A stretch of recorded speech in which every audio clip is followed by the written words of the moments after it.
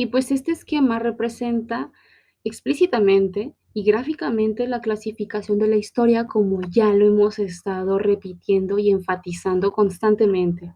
La historia mundial, la historia nacional, la historia patria y la historia de la humanidad son relacionales como se ve en este esquema.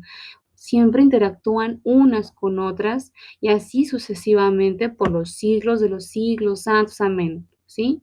Todas estas clasificaciones son construidas socialmente y científicamente para que lo entendamos la audiencia. Por eso es importante conocer la diferencia entre nación, historia nacional o historia mundial, que es el nombre de esta secuencia.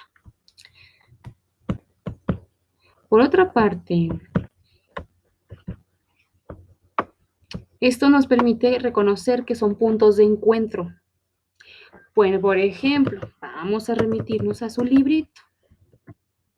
Tenemos aquí un caso importante e interesante. Solo para recordárselos. En Historia 1 Universal de su ciclo pasado, se vio durante la secuencia, me parece 1.5, 1.6, si no me mal recuerdo, que 1.5, hablaban sobre la puesta forzada del emperador Maximiliano de Habsburgo durante el siglo XIX, después de la segunda mitad del siglo XIX, es decir, por ahí de 1860 o 1857, porque Napoleón Bonaparte III simpatizaba demasiado con el imperio austriaco. Austria se encontraba en guerra con Prusia. Entonces, en apoyo a Austria, Francia se mete. Recordemos, Napoleón Bonaparte III no es el mismo de Napoleón Bonaparte que, que invadió España en aquel entonces. No, este es otro Napoleón, me parece que es su hijo de Napoleón Bonaparte. Napoleón Bonaparte III de Francia se metió en la guerra entre Austria y Prusia y perdió Austria, por supuesto.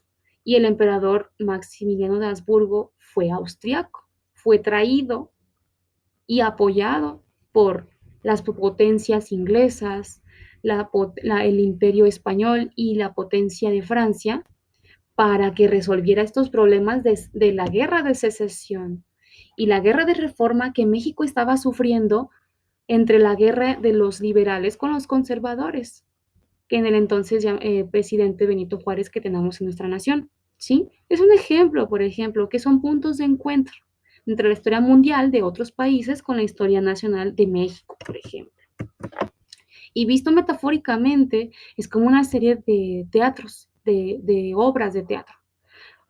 La historia nacional que pasó aquí en México es como este pequeño telón, este pequeño escenario donde actuaban estos personajes que conocemos en nuestro rancho, en nuestro país, pero que al mismo tiempo otras obras de teatro se estaban pasando en Alemania, bueno, en Prusia, en Inglaterra, o Gran Bretaña, en el Imperio Español. Estaban otra serie de obras de teatro, pero que todas estaban vinculadas y todo eso hace la historia mundial.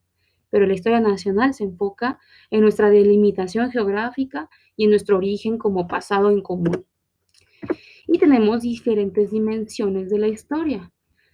Ya que vimos estos tipos de la historia, tenemos la historia mundial, que a su vez se hace historia nacional o historia de la patria, ¿sí me explico? De lo grande se hace medianito, que es como casi casi, ¿no?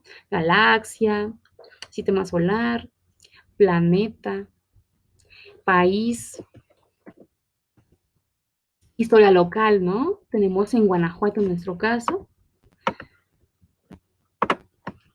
Y por otro lado tenemos la historia regional o microhistoria, que son estos recuentos que ya habíamos visto en la secuencia 1, si no mal recordamos, es la explicación de lo que pasa en nuestra calle, por ejemplo, que lo que pasa en nuestro municipio, lo que pasa en nuestro rancho, en nuestro pueblo o ciudad, por ejemplo.